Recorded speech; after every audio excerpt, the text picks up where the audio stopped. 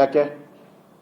ಅವ್ರನ್ನ ಬಿಡಿಸ್ಕೊಂಬರೋಕ್ಕೆ ಏನೇನು ಕೇಸ್ಗಳು ಹಾಕಬೇಕು, ಕೋರ್ಟಲ್ಲಿ ಅವ್ರಿಗೆ ಹೆಂಗೆ ಬೇಲು ಸಿಗಬೇಕು, ಅದ್ರ ಬಗ್ಗೆ ಚರ್ಚೆ ಮಾಡ್ತಾ ಇದ್ದಾರೆ ಅಷ್ಟೇ.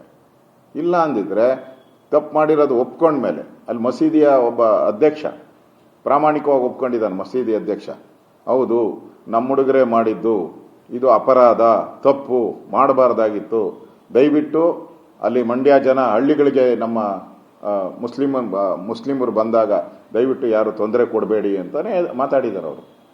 ಅದರ ಆಡಿಯೋನು ಕೂಡ ಬಂದಿದೆ ಆಚೆ ಕಡೆ.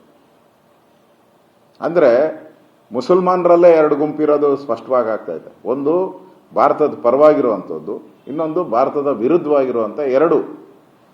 ಪ್ರತಿ ಮಸೀದಿಯಲ್ಲೂ ಈ ಥರದ್ದಿದೆ. ನೆನ್ನೆ ಯಾರೋ ಪ್ಯಾಲೆಸ್ಟೈನ್ ಧ್ವಜ ಹಾಕೊಂಡು ಹೋಗೋದು, ಭಾರತದ ಪಾಕಿಸ್ತಾನದ ಧ್ವಜ ಹಾಕೊಂಡು ಓಡಾಡೋದು, ಪಾಕಿಸ್ತಾನ ಈ ಥರದ ಗ್ಯಾಂಗ್ಗಳು ಇದೆ. ಒಂದೇ ಮಸೀದಿಯಲ್ಲಿ ಎರಡೆರಡು ಗ್ಯಾಂಗ್ ಇರೋವಂಥದ್ದು ಸ್ಪಷ್ಟವಾಗಿ ನೆನ್ನೆ ಆ ಮಸೀದಿಯ ಅಧ್ಯಕ್ಷ ಅವರು ಕೊಟ್ಟಿರೋ ಹೇಳಿಕೆಯಲ್ಲೇ ಸ್ಪಷ್ಟವಾಗಿದೆ. ಆದ್ರಿಂದ ನಾವು ಮುಸ್ಲಿಮರ ವಿರೋಧಿಗಳಲ್ಲ. ನಾವು ಅಬ್ದುಲ್ ಕಲಾಮನ್ನ ರಾಷ್ಟ್ರಪತಿ ಮಾಡಿದ್ದೀವಿ. ಆ ಥರ ಯಾರ್ಯಾರು ಒಳ್ಳೊಳ್ಳೆ ಬಿಸ್ಮಿಲ್ಲಾ ಖಾನ್ ಇರ್ಬೋದು,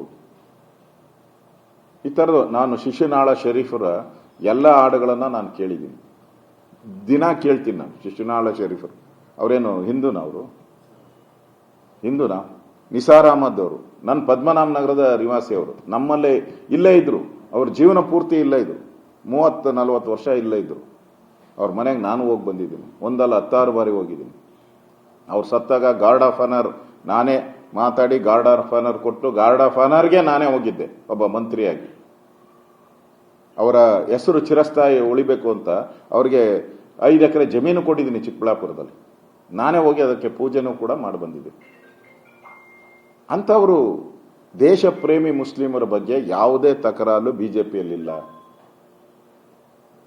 ಈ ತರ ಮಸೀದಿಗಳಲ್ಲಿ ಎರಡೆರಡು ಗ್ಯಾಂಗ್ ಇದೆಯಲ್ಲ, ದೇಶ ಪ್ರೀತಿಸೋರೊಂದು, ದೇಶವನ್ನು ವಿರುದ್ಧ ಮಾಡೋರ ಬಗ್ಗೆ ಮಾತ್ರ ನಾವು ಧ್ವನಿಯನ್ನು ಎತ್ತಿದ್ದು. ಸಿ.ಟಿ. ರವಿಯವರು ಅದೇ ಧ್ವನಿಯನ್ನ ಎತ್ತಿರುವಂಥದ್ದು.